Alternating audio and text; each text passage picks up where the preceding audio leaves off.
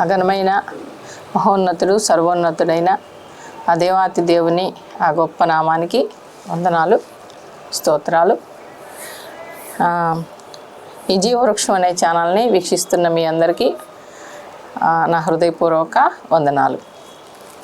ఈరోజు మనం మాట్లాడుకోబోయే అంశము అపోస్తులైన పౌలు గారు తీతుకు రాసిన పత్రిక 2వ అధ్యాయము మొదటి నుండి చదువుకుందాం. నీవు హితబోధకు అనుకూలమైన సంగతులను బోధించుము. ఎలాగనగా వృద్ధులు, మితానుభవం గలవారును, మాన్యులను, స్వస్థబుద్ధి కలవారును, విశ్వాస ప్రేమ సహనముల యందు లోపము లేని వారునై ఉండవలెననియు.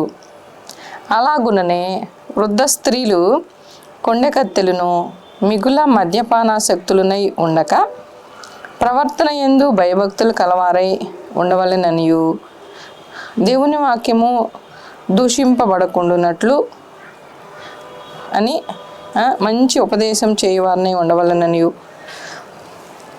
దేవుని వాక్యము దూషింపబడకుండునట్లు అంతవరకు నేను ఆపుతున్నాను. వృద్ధుల గురించి మా దేవుడు మనతో ఈరోజు మాట్లాడదలుచుకుంటా ఉన్నాడనమాట.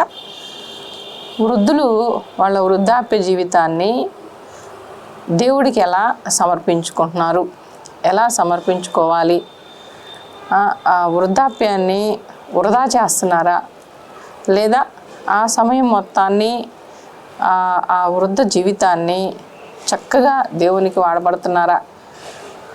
ఎందుకంటే వృద్ధులు అంటే ఎప్పటికైనా రాలిపోయే ఎండుటాకులు, పండుటాకులు అంటూ ఉంటారు కదా.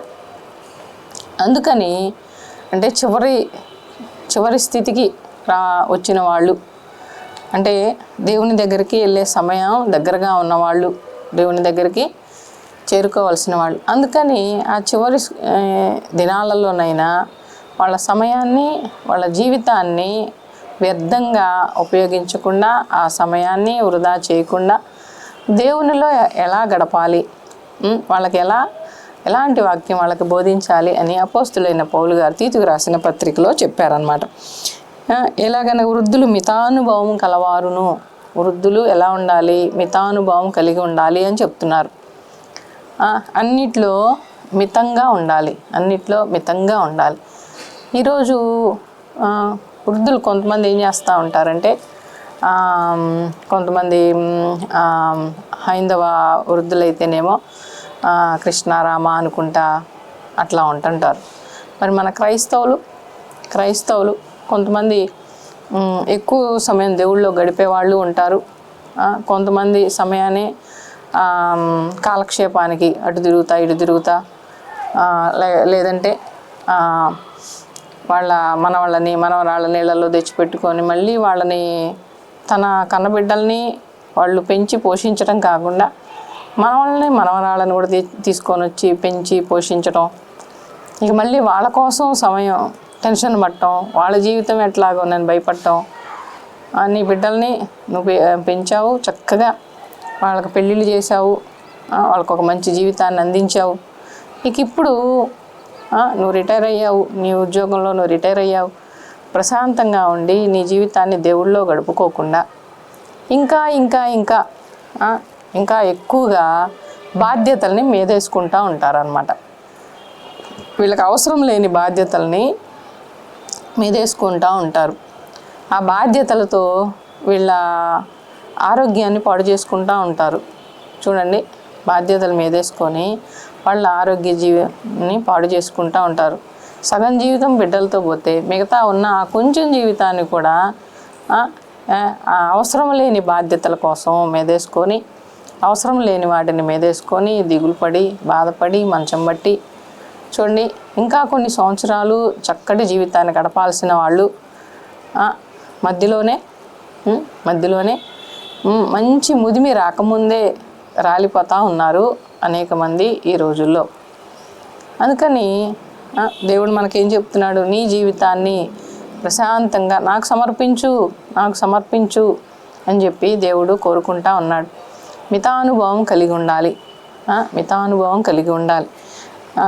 ఏదైనా అన్ని విషయాల్లో మితంగా ఉండాలి. ఎందుకంటే వృద్ధులు అనేక జీవిత పాఠాలు నేర్చుకొని ఉంటారు. వాళ్ళలో అనేక అనుభవాలు ఉంటాయి.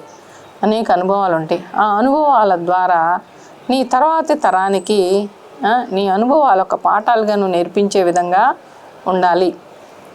అందుకని నీ మాదిరి అన్ని విషయాల్లో నువ్వు ఎలా మితంగా నీ జీవితాన్ని కొనసాగించావు, ఎట్లా నీ సంసార జీవితాన్ని గడిపావు, నీ భక్తి జీవితాన్ని ఎలా గడిపావు, నీ బిడ్డల్ని నువ్వు మంచి పద్ధతిలో ఎలా పెంచావు అనే విషయాలు చక్కగా నువ్వు నేర్పించే విధంగా ఉన్నావా అని దేవుడు ఈరోజు వృద్ధుల్ని ప్రశ్నిస్తూ ఉన్నాడు అన్నమాట. ఇంకా ఏమంటున్నారు, మాన్యులను చూడండి, అన్ని విషయాలలో మంచి మనస్తత్వం కలిగి ఉండాలి, మంచి మనస్సాక్షి, ఓర్పు కలిగి ఉండాలి, సహనం కలిగి ఉండాలి. ఎందుకు? నువ్వు అనేక స్థితులను దాటి వచ్చావు అన్నమాట. అనేక పరిస్థితులను దాటి వచ్చావు. కష్టాలు చూసావు, సుఖాలు చూసావు, తర్వాత లోకంలో వచ్చే భయంకరమైన పరిస్థితులను చూసావు, అతివృష్టిని చూసావు, అనావృష్టిని చూసావు. అలాంటి అన్ని స్థితుల్లో నుంచి నువ్వు బయటకు వచ్చావు అన్నమాట. అందుకని చూడండి, ఓర్పు సహనం నిన్ను చూసి నీ తర్వాతి తరం వాళ్ళు నేర్చుకునేటట్టుగా ఉన్నావా? ఆ తర్వాత స్వస్థ బుద్ధి కలవారును. మరియు నీ భక్తి జీవితం మరి బైబిల్లో అబ్రహాం గారు మనవాళ్ళు ఎవరు? ఏసావు, యాకోబు కదా, అంతేనా? అబ్రహాం గారి కుమారుడు ఇస్సాకు కుమారులు యాకోబు, ఏసావులు. వీళ్ళు ఏం చేసేవాళ్ళు? దేవుడు ఎలా మాట్లాడాడు అబ్రహాం గారిని, ఆయనతో దేవుడు ఎట్లా మాట్లాడాడు, కనాను దేశానికి ఎలా నడిపించాడు, ఆయనకు జరిగిన అనుభవాలు ఏంటి, అసలు దేవుడు అంటే ఏంటి, భక్తి అంటే ఏంటి, మోక్షం అంటే ఏంటి, అగ్నిగుండం అంటే ఏంటి, దేవుళ్ళు ఎలా ఎదగాలి అనే చక్కటి మూల పాఠాలని తన మనవాళ్ళకి నేర్పించాడు.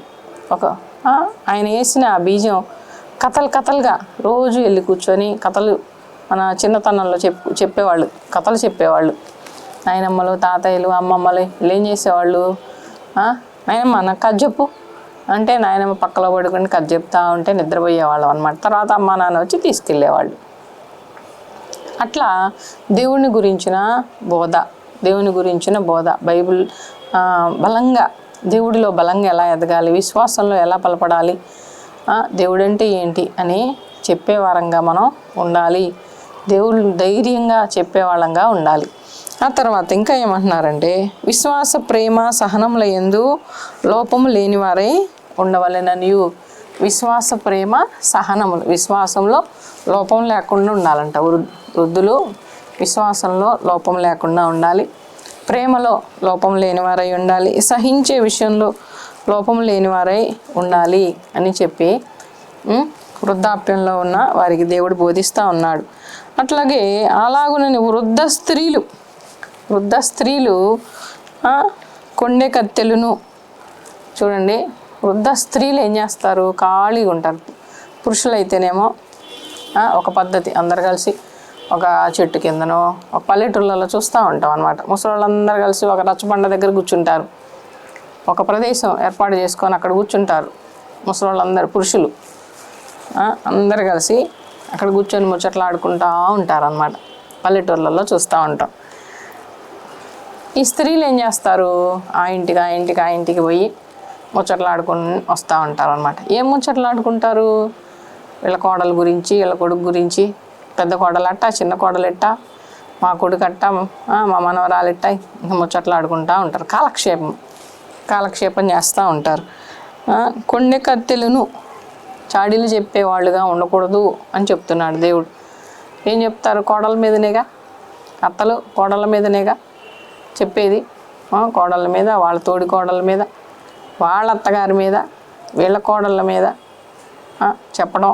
లేకపోతే ఇంట్లో ప్రశాంతంగా ఒక ముద్ద తిని చక్కగా ప్రార్థన చేసుకొని దేవుని వాక్యం వింటా ఉండకుండా కొడుకు కోడలికి మధ్యలో గొడవలు పెట్టేవాళ్ళు ఉంటారనమాట. కొడుక్కి కోడలికి మధ్యలో గొడవ పెట్టేవాళ్ళు. వీళ్ళు మనశ్శాంతిగా ఉండలేరు, వాళ్ళని మనశ్శాంతిగా ప్రశాంతంగా వాళ్ళని బ్రతకనివ్వరు. అలాగా ఉండకూడదు. కొండె కత్తెలుగా ఉండకుండా మిగుల మద్యపానాసక్తులనై ఉండక, మద్యపానం కూడా తీసుకునే వాళ్ళు ఉంటారు. ఇంకా కొంతమంది నీ చూస్తూ ఉంటాం అనమాట. వాళ్ళు స్త్రీలు, వృద్ధ స్త్రీలు పొగ త్రాగుతారు. నేను చాలామందిని చూశాను. చాటుగా వెళ్ళి తాగుతూ ఉంటారు అనమాట. చాటుగా వెళ్ళి చుట్ట తాగేవాళ్ళు ఉంటారు, పొగాకు తాగేవాళ్ళు ఉన్నారు. ఎక్కువ తాగటం చూశాను అనమాట. ఇంకా కొంతమంది స్త్రీలు, వృద్ధ స్త్రీలు, మరి చదువుకున్న వాళ్ళు, కాస్త గొప్పవాళ్ళు, చాటుగా మందు కూడా తాగే వాళ్ళు లోకంలో ఉండి ఉంటారు. కాబట్టి దేవుడి వాక్యం మనకు సెలవిచ్చాడు, ఉండొచ్చు. అట్లాగా ఉండకుండా ఎలా ఉండమంటున్నాడు? ప్రవర్తన యందు భయభక్తులు కలవారై ఉండవలెననియు. ప్రవర్తన యందు చూడండి, నాయనమ్మ కథలు, బామ్మ కథలు అని మనం చిన్నప్పుడు కథల పుస్తకాల్లో చదువుకుంటూ ఉంటాం అన్నమాట. నానమ్మ కథలు, బామ్మ కథలు, పేదరాశి పెద్దమ్మ కథలు, వీళ్ళంతా వృద్ధ స్త్రీలేగా. చక్కగా ఒక నీ తర్వాతి తరానికి, నీ బిడ్డలకి ఒక మంచి దేవుని వాక్యంలో, దేవునిలో నడిపించే వాళ్ళంగా ఉండాలి. చక్కగా ప్రార్థన చేయాలి. మీకు జరిగిన అనుభవాలను పంచుకోవాలి. దేవుడు ఇట్లా మాట్లాడతాడంట, మాతో ఇట్లా మాట్లాడాడు, పలానా రోజు మాకు దేవుడు ఇట్లా సహాయం చేశాడు, ఒకప్పుడు మేము బాధపడుతున్న స్థితిలో, ఒకప్పుడు ఏమి లేని స్థితిలో దేవుడు మాకు ఇట్లా సహాయం చేశాడు అని నీ బిడ్డలకి చెప్తున్నావా? దేవుడు వృద్ధ స్త్రీలని ప్రశ్నిస్తూ ఉన్నాడు అన్నమాట. ఇక్కడ బైబిల్లో ఒక స్త్రీ, ఒక ఆవిడ ఉందన్నమాట. చూపిస్తాను నేను. లూకాసు వార్త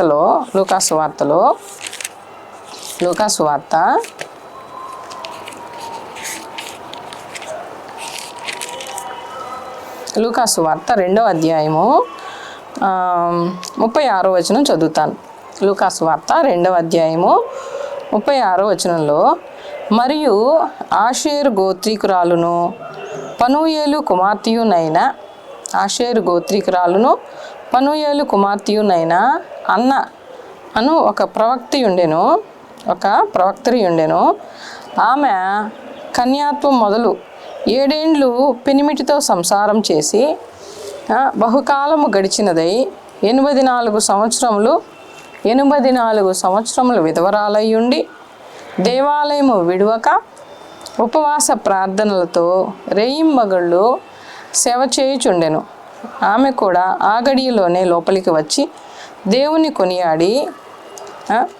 కొనియాడి యెరూషలేము విమోచన కొరకు కనిపెట్టుచున్న వారందరితో ఆయనను గూర్చి మాటలాడుచుండెను. అంతటా వారు ప్రభువు ధర్మశాస్త్రము చొప్పున సమస్తము తీర్చిన పిమ్మట గలిలయలోని నజరేతను ఊరికి తిరిగి వెళ్ళిరి. యేసయ్య శిశువు పుట్టినప్పుడు ఆ శిశువుని తల్లిదండ్రి తీసుకొని యెరూషలేము దేవాలయంలోనికి వస్తారనమాట. 8వ రోజున సున్నతి చేయవలసిన 8వ దినమున తీసుకొని వచ్చినప్పుడు ఆయన కోసం ఎదురు చూస్తూ ఉంది. ఏమో వయసు 84 సంవత్సరాలు.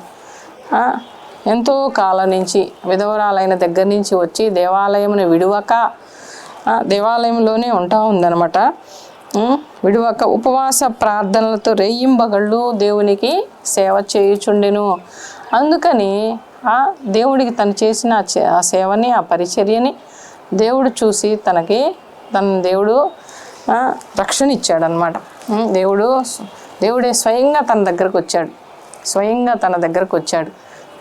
దేవుడిని కన్నులారా చూచిందనమాట. కన్నులారా చూచి ఆయన నేను చూసిన తర్వాతనే నేను మరణమవుతాను అని తన మనసులో చెప్పుకొని ఆయన విమోచన కొరకు కనిపెట్టుచున్న వారందరిలో ఆయన గూర్చి మాటలాడుచుండెను. దేవుడిని గూర్చిన రక్షణ సువార్తని ప్రకటిస్తూ ఉందన్నమాట. రాబోతున్నాడు, మెస్సయ్య రాబోతున్నాడు, నేను ఆయన కోసం ఎదురు చూస్తున్నా, మీరు కూడా ఎదురు చూడండి. దేవాలయానికి వచ్చే వాళ్ళందరికీ దేవుని గురించి బోధిస్తూ ఉందన్నమాట. కానీ ఈ రోజుల్లో వృద్ధ స్త్రీలు సమయం ఉంటే ఆ ఇంటికి ఈ ఇంటికి వెళ్ళి ఒక్కరి నోట కూడా దేవుని మాట రావట్లా. దేవుని గురించి చెప్పేవాళ్ళు తక్కువ. తన కుటుంబం కోసం ప్రార్థన చేయాలి. వృద్ధ స్త్రీలు ఖాళీగా ఉంటారుగా, పని చేయలేరు కదా, ఇంకా ప్రశాంతమైన జీవితంలో జీవిస్తూ ఉన్నప్పుడు చక్కగా నీ బిడ్డల కోసం ప్రార్థన చేయి. నువ్వు వెళ్ళే మందిరంలో నీ సేవకుల కోసం ప్రార్థన చేయి. తర్వాత ఇంకా సంఘం కోసం ప్రార్థన చేయి. నలుగురికి నీ జీవిత సాక్ష్యాన్ని బోధించు. కానీ ఈరోజు వృద్ధ స్త్రీలు సమయం లేదనమాట. మాకు తెలిసిన కొంతమంది ఉన్నారు. వాళ్ళు ఏం చేస్తూ ఉంటారంటే, వృద్ధ స్త్రీలు ఖాళీగా ఉంటారుగా, మనం అందరం కలిసి బీచ్కి వెళ్దామా అని కొంతమంది స్త్రీలు, వృద్ధ స్త్రీలు బీచ్లకి వెళ్తుంటారు. నేను చూశాను అన్నమాట. అట్లాగే కొంతమంది ఎగ్జిబిషన్స్ పెడతారు కదా, ఎగ్జిబిషన్లకు వెళ్తున్నారు వృద్ధ స్త్రీలు. చూడండి, సరదాగా పిక్నిక్లకి వెళ్తున్నారు. కానీ దేవుడి కోసము సమయాన్ని ఇచ్చేవాళ్ళు ఈ రోజుల్లో లేరనమాట. అట్లాగే ఇక్కడ ఇంకొక ఆయన కూడా ఉన్నాడనమాట. ఆయన కూడా దేవుని కోసం ఎదురు చూస్తూ ఉన్నాడనమాట. ఇదే లూకాసు వార్త 2వ అధ్యాయము 25వ వచనం నుండి చదువుతాను. యెరూషలేమునందు సుమయోనను ఒక మనుషుడుండెను. యెరూషలేమునందు సుమయోను అనే ఒక మనుషుడుండెను. అతడు నీతిమంతుడును భక్తిపరుడునై ఉండి ఇశ్రాయేలు యొక్క ఆదరణ కొరకు కనిపెట్టువాడు. పరిశుద్ధాత్మ అతని మీద ఉండెను. అతడు ప్రభువు యొక్క క్రీస్తును చూడక మునుపు మరణము పొందడని అతనికి పరిశుద్ధాత్మ చేత బయలుపరచబడి ఉండెను. ఆత్మవశుడై అతడు దేవాలయంలోనికి వచ్చెను. అంతటా ధర్మశాస్త్ర పద్ధతి చొప్పున ఆయన విషయమై జరిగించుటకు తల్లిదండ్రులు శిశువైన యేసును దేవాలయంలోనికి తీసుకొని వచ్చినప్పుడు అతడు తన చేతులలో ఆయన ఎత్తుకొని దేవుణ్ణి స్తుతించుచు ఇట్లా, నేను నాదా, ఇప్పుడు నీ మాట చొప్పున సమాధానముతో నీ దాసుని పోనిచ్చుచున్నావు. అన్ని జనులకు నిన్ను బయలుపరచుటకు వెలుగుగాను, నీ ప్రజలైన ఇశ్రాయేలుకు మహిమగాను నీవు సకల ప్రజలు ఎదుట సిద్ధపరిచిన నీ రక్షణ నేను కన్నులారా చూచితిని అని చూడండి దేవుని గురించి చెప్తా ఉన్నాడు అనమాట. సుమయోను, నేను ఖచ్చితంగా దేవుని చూస్తా, దేవుడి కోసం ఎదురు చూస్తున్నాడు. ఈయన కూడా దేవుని యెరూషలేము మందిరంలోనే కూర్చొని దేవుని కోసం ఆయన వస్తాడంట. పరిశుద్ధ ఆత్మ చేత నింపబడిన వ్యక్తి ఆత్మ ద్వారా తెలుసుకున్నాడు. కరెక్ట్గా శిశువుని ఎత్తుకొని తల్లి తండ్రి ఎప్పుడైతే లోపలికి వచ్చారో ఇతను కూడా ఆత్మ చేత ప్రేరేపించబడి పరిగెత్తుకుంటా దేవాలయంలోనికి వెళ్ళాడు అనమాట. వచ్చాడు, నా విమోచకుడు వచ్చాడు, నా రక్షకుడు వచ్చాడు అని పరిగెత్తుకుంటా వెళ్ళాడనమాట. ఇతను నీతిమంతుడు, బహు భక్తిపరుడు కాబట్టి దేవుని యొక్క ప్రత్యక్షత దొరికింది. అందుకని ఆత్మచేత అక్కడి దగ్గరికి వెళ్ళి ఆయన త్వరగా వెళ్ళి చేతిలో ఎత్తుకొని దేవుణ్ణి స్తుతించాడనమాట. అయ్యా, సకల ప్రజలకు సిద్ధపరిచిన ఈ రక్షణ నేను కన్నులారా చూచానయ్యా, ఇక నా జీవితం ధన్యమైపోయిందయ్యా అని ప్రార్థించాడు. ప్రార్థించాక సుమయోను వారిని దీవించి, ఇదిగో అనేక హృదయాలోచనలు బయలుపడినట్లు ఇశ్రాయేలులో అనేకులు పడుటకును తిరిగి లేచుటకును వివాదాస్పదమైన గుర్తుగా ఈయన నియమింపబడి ఉన్నాడు. మరియు నీ హృదయంలోనికి ఒక ఖడ్గము దూసుకొని పోవునని ఆయన తల్లి అయిన మరియతో చెప్పెను. చూడండి, ఆత్మ పొందిన వ్యక్తి అన్నమాట. దేవుని ఆత్మ చేత నడిపించబడుచున్న వ్యక్తులు. అందుకని అపోస్తుల కార్యంలో వృద్ధుల గురించి ఒక మాట ఉందన్నమాట. అపోస్తుల కార్యములు 2వ అధ్యాయము వృద్ధుల గురించి దేవుడి మాట చెప్తా ఉన్నాడు. అపోస్తుల కార్యములు 2వ అధ్యాయము 16వ వచనంలో యోవేలు ప్రవక్త ద్వారా చెప్పబడిన సంగతి ఇదే. ఏమనగా, అంత్య దినములు యందు నేను మనుషులందరి మీద నా ఆత్మను కుమ్మరించెదను. మీ కుమారులను మీ కుమార్తెలను ప్రవచించెదరు. మీ యవ్వనులకు దర్శనములు కలుగును. మీ వృద్ధులు కలలు కందురు. మరి వృద్ధాప్యంలో నీకు ఎవరి గురించిన దర్శనాలు వస్తున్నాయి? ఎవరి దేవుని గురించిన దర్శనాలు? దేవుడు నీతో మాట్లాడుతూ ఉన్నాడా? దేవుడి ద్వారా నువ్వు కిరీటాలు పొందుకున్నావా? కొంతమంది ఆత్మలను రక్షించగలిగావా? నీ అనుభవాన్ని పంచుకుంటున్నావా? దేవుని గురించి నువ్వు వివరిస్తున్నావా, బోధిస్తున్నావా? చూడండి, కొంతమంది వృద్ధులు వాళ్ళ వృద్ధాప్య జీవితంలో వాళ్ళ మరణకాలంలో ఇల్లు చక్కబెట్టుకొని, దేవుడు నన్ను పిలుస్తున్నాడు, ఇల్లు చక్కబెట్టుకొని మంచి ముదిమెలో అన్ని బాధ్యతలన్నీ అయిపోగొట్టుకొని ఎవరిది వాళ్ళకి అప్పచెప్పి నేను చనిపోబోతున్నా అని సంతోషంగా దేవుని దగ్గరికి చేరిన వాళ్ళు ఉన్నారన్నమాట. మరి కొంతమంది అనారోగ్యాలతో కొంతమంది మంచం పట్టిన వాళ్ళు కొంతమంది ఉంటున్నారు. కొన్ని సంవత్సరాలు ఇబ్బందులు పడేవాళ్ళు. ఇవన్నీ చూడండి, మనం చేసిన దానికి దేవుడు మనకు ప్రతిఫలం ఇస్తాడనమాట. ఇతను మంచి నీతిపరుడు అనమాట, భక్తి కలిగిన వ్యక్తి సుమయోన్. అందుకని అతనికి దేవుని ప్రత్యక్షత దొరికిందనమాట. అందుకని వృద్ధుల్ని సామెతల గ్రంథంలో ఒక మాట అంటున్నాడు అనమాట. సామెతల గ్రంథము 16వ అధ్యాయంలో, సామెతల గ్రంథం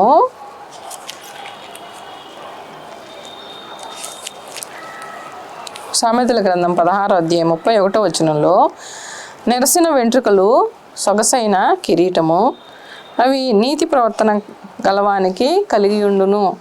నెరసిన వెంట్రుకలు సొగసైన కిరీటము, అవి నీతి ప్రవర్తన గలవానికి కలిగి ఉండును. తర్వాత ఇంకొక సామెతల గ్రంథము 20వ అధ్యాయము 29వ వచనంలో, యవనస్తుల బలము వారికి అలంకారము, తలనెరుపు వృద్ధులకు సౌందర్యము, నెరసిన వెంట్రుకలు సొగసైన కిరీటము, అవి నీతి ప్రవర్తన గల వారికి కలిగి ఉండును. ఈరోజు ముసలివాళ్ళు ఎవరో, వయసు వాళ్ళు ఎవరో తెలుసుకోలేని స్థితిలో ఉందన్నమాట లోకం. చూడండి, కొంచెం వెంట్రుకలు నెరవగానే 60 సంవత్సరాలు పైబడిన వాళ్ళు అంటే మరి రిటైర్మెంట్ అయిన వాళ్ళేగా. వాళ్ళు ఇప్పుడు చక్కగా యవనస్తుల్లాగా మేము కనపడాలి, యవనంగా మేము కనపడాలి అని చూడండి, మొహానికి రంగేసుకునేవాళ్ళు, తలకి రంగేసుకునేవాళ్ళు, ఇంకా అందంగా కనపడాలని కోరుకునేవాళ్ళు అనేక మంది ఉన్నారు. కానీ దైవ దృష్టికి అందంగా కనపడాలి, నా వృద్ధాప్య జీవితాన్ని దేవుడికి సమర్పించుకోవాలి. ఇప్పటివరకు నేను చాలా బాధ్యతలు కలిగి ఉన్నా నేను ఇప్పటివరకు దేవుడికి సమయం ఇవ్వలేకపోయా. కనీసం ఇప్పుడన్నా ఈ ఉన్న కొంచెం జీవితం, నేను ఎన్ని సంవత్సరం బ్రతుకుతానో, 2 సంవత్సరాలు బ్రతుకుతానో, 10 సంవత్సరాలు బ్రతుకుతానో నాకు తెలియదు. కానీ ఆ బ్రతికినంత కాలము ఈ సమయాన్ని నేను నా దేవుడికి కేటాయించాలి అనేవాళ్ళు చాలా తక్కువ అన్నమాట. అలా ఉన్నవాళ్ళు చాలా ధన్యులే. కానీ వాళ్ళ సమయాన్ని అనవసరమైన విషయాలకి, అవసరం లేని విషయాలకి, వ్యర్థమైన విషయాలకి కేటాయించే వాళ్ళు అనేక మంది అన్నమాట. లోకం వైపు పరుగులు తీసేవాళ్ళు అనేక మంది. ఇక్కడ ఇంకొక మాట, ఆదికాండంలో ఇంకొక మాట కూడా ఉంది చూడండి.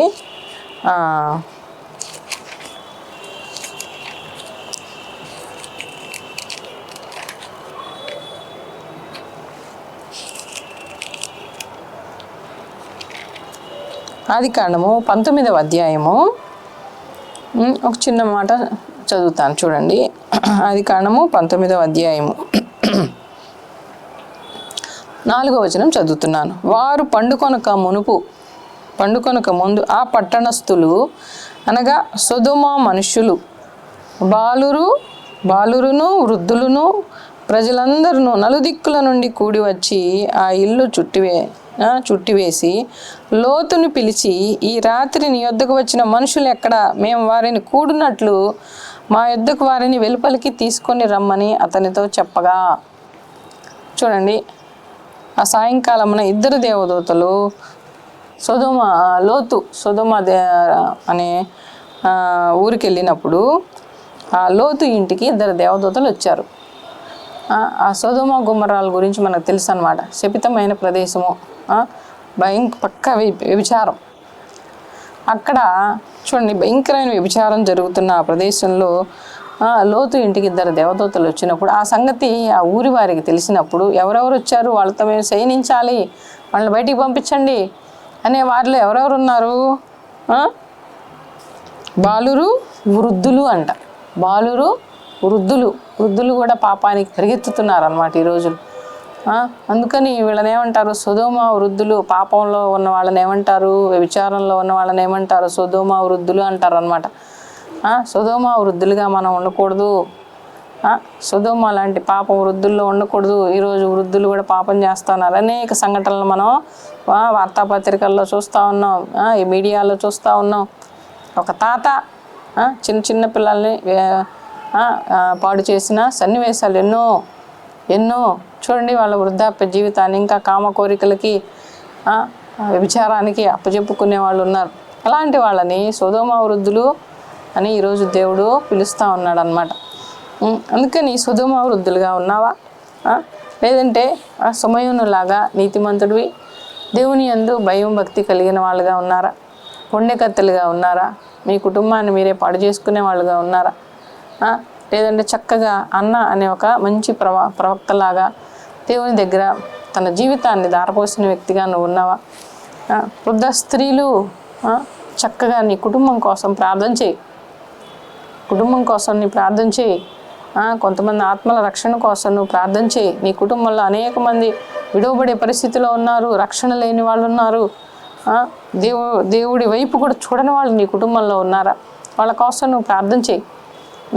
నీ బిడ్డలందరి కోసం నువ్వు ప్రార్థన చేయి. నువ్వు ఎక్కడికైతే ఏ సంఘానికైతే నువ్వు వెళ్తున్నావో నీ సేవకుడి కోసం, నీ సేవకురాలి కోసం, వాళ్ళ కుటుంబం కోసం, తర్వాత నీ సంఘం కోసం నువ్వు ప్రార్థన చేసే బాధ్యత దేవుడు నీకు ఇచ్చాడనమాట. వృద్ధులకి దేవుడు అంత గొప్ప బాధ్యత ఇచ్చాడు. ఆ సమయాన్ని నువ్వు వృధా చేసుకోకుండా దేవుని కోసం నువ్వు వాడబడాలని దేవుడి రోజు చక్కగా నీ ఎడల మంచి ప్రణాళిక కలిగి ఉండి నీ కోసం ఎదురు చూస్తూ ఉన్నాడు అనమాట. అందుకే దేవుడంట మళ్ళీ శక్తి ఇస్తాడంట వృద్ధులకి. ఎవరైతే దేవునిలో సేవలో సాగాలనుకుంటే దేవుడు మళ్ళీ కావాల్సినంత శక్తి, పక్షిరాజు యవనంలాగా నూతన పరుస్తానంటున్నాడు అనమాట. నూతన యవనం ఇస్తా, నూతన జీవితం ఇస్తా అంటా ఉన్నాడు అనమాట. అందుకని కొంతమంది ఉంటారు చక్కగా నేను దేవుళ్ళో వాడబడాలి, దేవుళ్ళో నడవాలి అని ఎవరైతే ఆశ కలిగి ఉన్నారో వాళ్ళకి దేవుడు మళ్ళీ నూతన జీవం ఇవ్వబోతా ఉన్నాడు. నూతన శక్తిగా మీకు నూతన శక్తిని ఇవ్వబోతున్నాడు, బలం ఇవ్వబోతున్నాడు, నూతన సృష్టిగా నేను మార్చబోతా ఉన్నాడు. ఆశ కలిగి ఉన్నావా? ప్రార్థించు ఈరోజే. లేదనుకో వ్యర్థంగా ఉన్నావా? దేవుడి దగ్గర మోకరిల్లు, ప్రార్థించు. వృధా చేసిన సమయాన్ని మళ్ళీ తిరిగి నువ్వు పొందుకోలేవు. కాబట్టి దేవుడిని ఆ సమయాన్ని మళ్ళీ నేను పోగొట్టుకున్న సమయాన్ని, విలువైన సమయాన్ని వృధా చేసుకున్నానని దేవుడి దగ్గర కూర్చొని మొరపెట్టుకో, ప్రార్థించు, ఏడువు, కన్నీరు కార్చు. దేవుడు మళ్ళీ నీకు ఒక అవకాశం ఇవ్వబోతా ఉన్నాడు. అందుకని ఎదురు చూద్దాం, ప్రార్థన చేద్దాం. వీక్షిస్తున్న మీ అందరికీ నా హృదయపూర్వక ధన్యవాదాలు.